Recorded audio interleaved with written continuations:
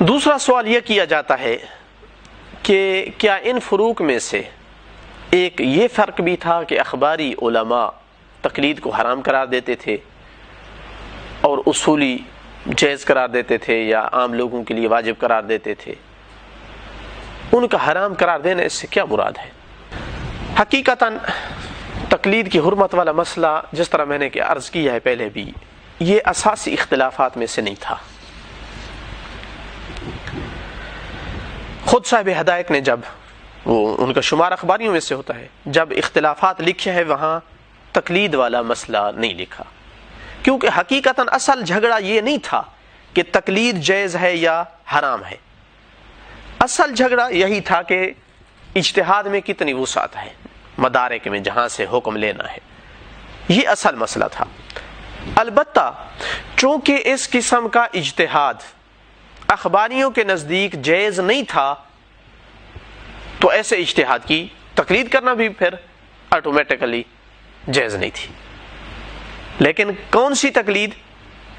کہ جو ایسے مجتہد کی جائے جو اس قسم کا اجتہاد جو ان کی نگاہ میں درست نہیں ہے، ورنہ ہر قسم کی تقلید کو حرام نہیں کہنا چاہتے تھے۔ قطعاً ان کا یہ مطلب نہیں تھا کہ عام بندہ جو قرآن و حدیث کو نہ بھی سمجھ سکتا ہو وہ علماء کے پاس نہ آئے، ان سے نہ لے مسائل، آزاد زندگی بسر کرے، آوارہ گھومے پھرے، اس پر کوئی احکام نہیں ہے شریعت کے۔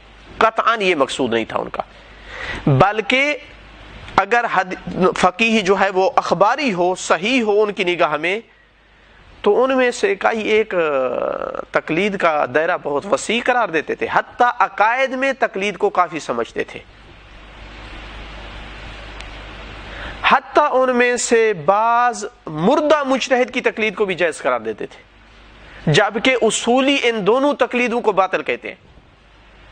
تو اس کا معنی یہ ہوا کہ اخباریوں کے نزدیک تقلید مطلقاً حرام نہیں ہے۔ یہ غلط ہے اگر کوئی کہے مطلقاً حرام ہے، ہر قسم کی تقلید حرام ہے، نہ، ان کے ہاں وہ تقلید حرام ہے جو ایسے مجتہد کی تقلید ہو جو اپنے اجتہاد سے استنباط کرتا ہے حکم کا۔ ورنہ اگر فقیہ ان کی نگاہ میں وہ اخباری فقیہ ہے تو اس کی رائے حجت رہتی ہے، حتیٰ مرنے کے بعد بھی، حتیٰ عقائد میں بھی۔ فوائد المدنیہ محمد امین السربادی کی کتاب ہے جو اخباریوں کا سب سے بڑا مثلاً جو ہے لیڈر اور قائد ہے، 300 صفحہ نمبر پر کہتا ہے کما لا اجتہاد عند الاخبارین لا تقلید، جیسا کہ اخباریوں کے نزدیک اجتہاد نہیں ہے تو تقلید بھی نہیں ہے۔ یہ کس تقلید کی نفی کر رہا ہے؟ یہ اس تقلید کی نفی کر رہا ہے جو اس اجتہاد کے مقابل والی تقلید ہے، کہ جب ایسا اجتہاد ہمارے ہاں نہیں ہے تو ایسے اجتہاد کی پھر تقلید بھی ہمارے ہاں نہیں ہے۔ اسی طرح مثلا ملاحظہ کیجئے صاحب وسائل کو، اخباری ہیں، فوائد توسیہ صفحہ نمبر 456 پہ، باب عدم جواز تقلید غیر المعصوم فیما یقولہ برأیہ، باب لکھا ہے، کیا نام ہے اس کا؟ جائز نہیں ہے تقلید کرنا غیر معصوم کی ہر اس حکم میں جو اپنی رائے سے دے۔ تو اس کا مطلب ہے کہ کون سی تقلید کو حرام قرار دے رہے ہیں؟ کہ جو ایک مجتہد اپنی رائے سے دیتا ہے، چونکہ ان کے ہاں یہ اجتہاد ثابت نہیں ہے، یہ مشکل ہے۔ وفیما لا یعمل فیہ بنص منہم علیہم السلام، ہر اس مسئلے میں جس میں معصوم کی نص کے علاوہ حکم دے رہا ہو۔ اس کا مطلب ہے اگر معصوم کی نص ساتھ ہو اور حکم دے رہا ہو کہ یہ نص ہے، اس سے حکم نکال کے دے رہا ہے تو کوئی مشکل نہیں ہے۔ اسی طرح فیض کاشانی بڑا نام ہے اخباریوں میں سے، وہ لکھتے ہیں اپنی کتاب سفینۃ النجات میں، ثم الذی حمل مقلدیہم علی تقلیدہم فی الآراء دون تقلید الائمہ علی طریقۃ المثلی، کہتے ہیں کہ کیا چیز ہے کہ جس نے ان کو اس پر اکسایا ہے کہ ان کے مقلد ان کی تقلید کریں ان کی آراء میں اور ائمہ سے حکم نہ لیں. تو اس کا مطلب ہے کہ تاکید سے یہ بات کہہ رہے ہیں کہ وہ تقلید حرام ہے کہ جو مجتہد کی رائے میں ہو، ورنہ اگر مجتہد ائمہ کی حدیث سے لے رہا ہے تو مسئلہ نہیں ہے، بلکہ وہاں عقائد میں کر سکتے ہیں. یہی فیض کاشانی صاحب.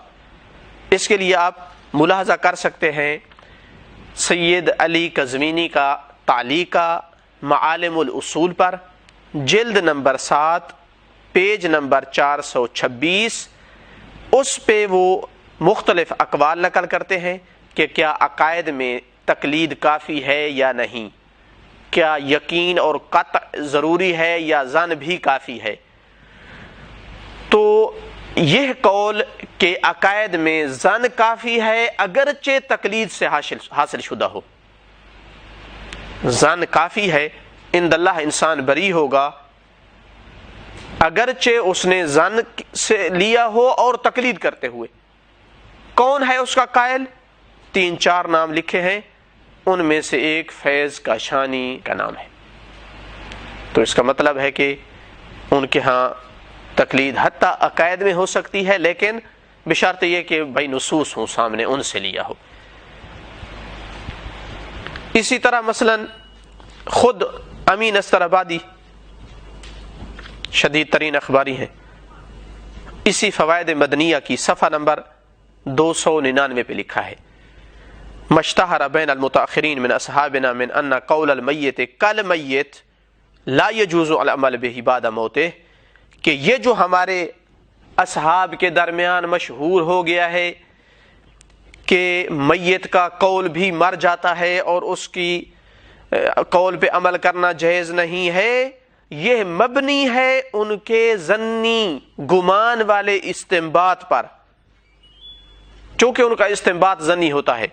اما فتاوی الاخباریین من اصحابنا، ہمارے جو اخباری اصحاب علماء ہیں ان کے جو فتاوی ہیں فہیا مبنی علی ما ہوا صریح الاحادیث او لازم ہی، چونکہ یہ مبنی ہوتے ہیں واضح حدیث پر یا اس کے لازم سے ماخوذ ہوتے ہیں. فلا تموتوا بموت المفتی، پس ہمارے اصحاب اخباریوں کے آراء اور اقوال ان کے فتاوی مرنے سے نہیں مر جاتے.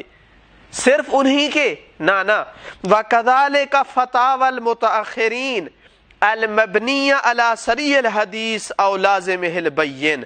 اسی طرح متأخرین کے فتاوی، یعنی کون متأخرین؟ یعنی اصولی مجتہد.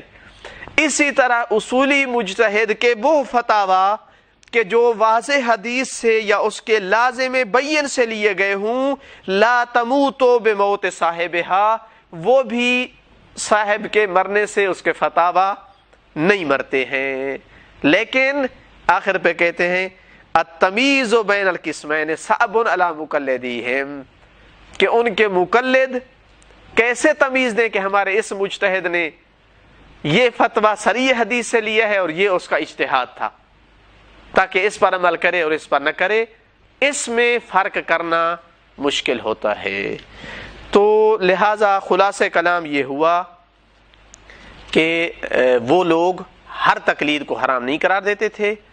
قطعاً ان کا مقصد یہ نہیں تھا کہ عالم سے پوچھ کر عمل کرنا مطلقاً حرام ہے، یعنی جس بندے کو حدیث سمجھنے کی صلاحیت اس میں نہیں ہے وہ آزاد گھومے، اس پر کوئی جو ہے نہ سوال ہے نہ جواب ہے. ایسا ان کا قطعاً مقصود نہیں تھا.